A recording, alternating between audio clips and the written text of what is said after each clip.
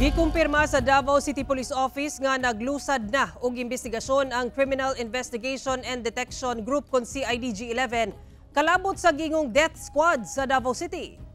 Gibutyag ni Police Colonel Hansel Marantan ang Acting City Director sa Davao City Police Office atol sa eksklusibong pakighinabi sa GMA Super Radio Davao nga suportado sa buhatan ang investigasyon nga gipahigayon sa CIDG-11 kalabot sa gingong Davao Death Squad.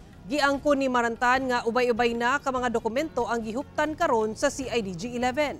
Mitabang nasabmatod pa sa gilusad nga investigasyon ang pipila ka mga gingong kanhing miyembro sa DDS.